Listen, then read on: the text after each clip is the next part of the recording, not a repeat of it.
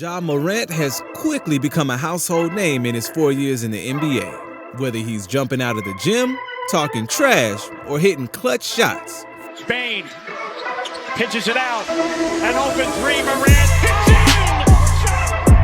in! Fans have grown to love him, especially fans of the Grizzlies. But his fellow NBA players don't share the same love and affection for him as the fans do. Whether it's his off-court antics or his on-court antics, you're about to hear why NBA players hate Ja Morant. Now, it's no secret that Ja Morant, let's put it this way, is very talkative on the court. This was seen since his first season, but fans and other players have begun to notice it more and more since the 2021-2022 NBA season, where he led the Grizzlies to the 2nd seed and won Most Improved Player. Weaves by Lopez! Oh my! On his head! During almost any Grizzly game, you can see Ja Morant at the forefront, yelling at the opposing team's players during inbounding plays, free throws, and even just dribbling up the court. It is important to note that he's always been like this, but now that he's a top dog in the league, all eyes are always on him. We don't have to go too far back to remember the "I'm good in the West" interview where a reporter on ESPN asked Ja what his thoughts were on the competition in the Western Conference. He responded with, "I'm good in the West," which obviously immediately started controversy. I'm fine in the West. He said, "I'm fine in the West." Most notably, Draymond Green of the Warriors, who beat them in the playoffs in 2022, said in response, I'm fine in the West. You are fine, Ja. You are. The Warriors in the West now, champ. Though Draymond Green was pretty polite about it, you can tell that he's likely thinking other things. Things we are not allowed to say on YouTube. In addition to this, NBA superstar and Ja Morant's father, Steph Curry, said that he doesn't believe the Warriors and Grizzlies are rivals, no matter how much Morant wants them to actually take his team seriously.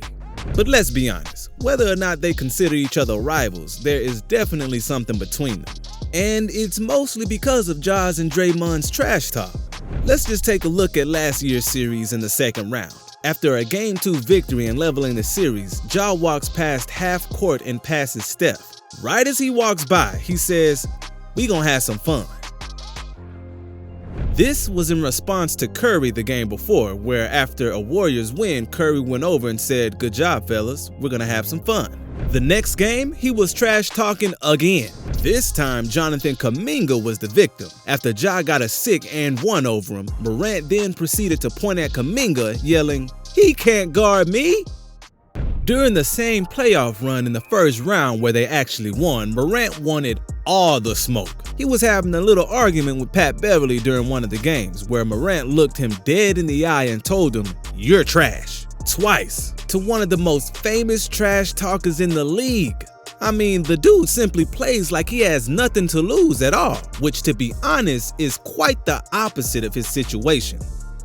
I mean, just recently he got into another moment with Najee Marshall as he was taking free throws, which had both of them get called for techs right away. This leads me to probably one of the biggest things other players, especially successful players like Draymond and Steph, don't like about him. The fact that he talks and hasn't won anything yet. This opinion is emphasized once again by the donkey from Shrek, aka Draymond, who believes that Grizzlies don't have the right to speak.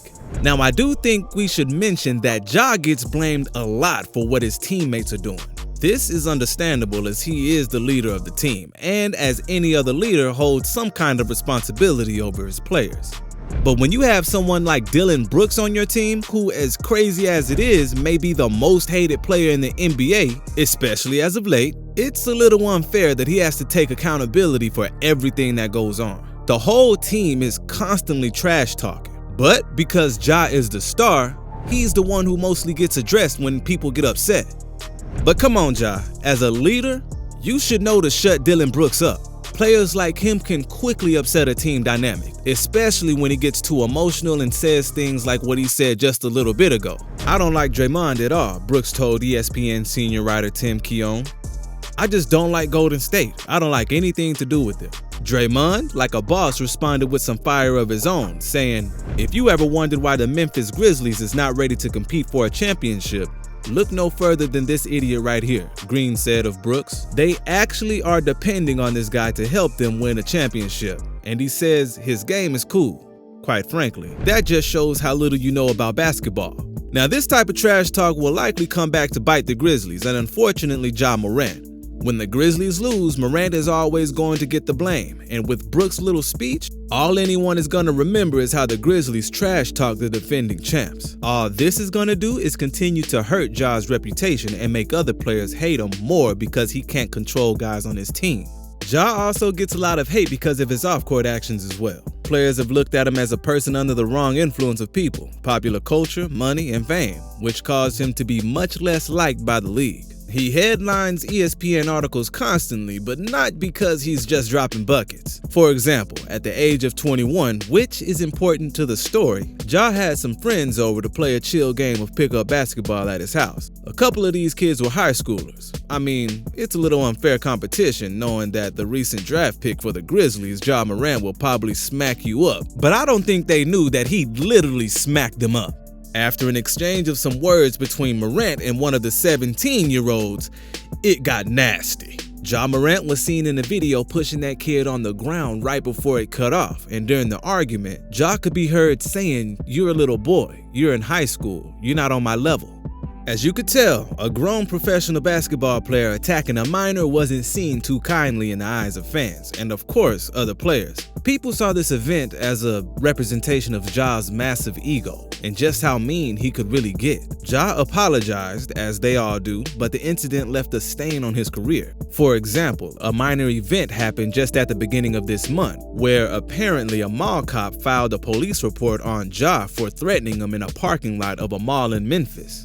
No charges were filed, but as we can see, his temper and attitude have been reoccurring problems on and off the court. Then there was a problem between him and the Pacers staff after a game against the Indiana squad. According to the Pacers employees, Morant and his friends were driving in a large SUV past the staff, and one of his friends began to point a gun with the laser at them to intimidate them. Ja claimed that it was a laser pointer, but the staff staunchly stated that they thought it was a weapon, though they didn't file a police report. And finally, of course, the Instagram Live scandal just a week or two ago.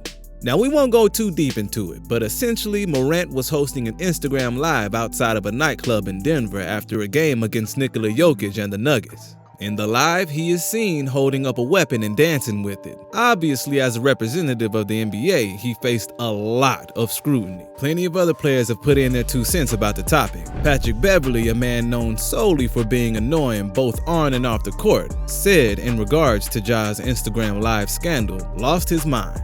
Parenting. Beverley said on Morant's issue, "I think music has a lot to do with this now. You know, especially with this culture. Everyone holding a gun in the video is okay. You know, bling on your teeth is okay. Pants half down your ass is okay. So that's like okay now. Back in the day, there was a motherfucker on the beach in a silk shirt talking about some, yeah, baby, let's party like we're in the 80s. Everybody had on 6 shirts and everybody was dressed the same." This obviously was a weird take on the situation, at least one that hasn't been really mentioned elsewhere, but you can see Beverley's disappointment.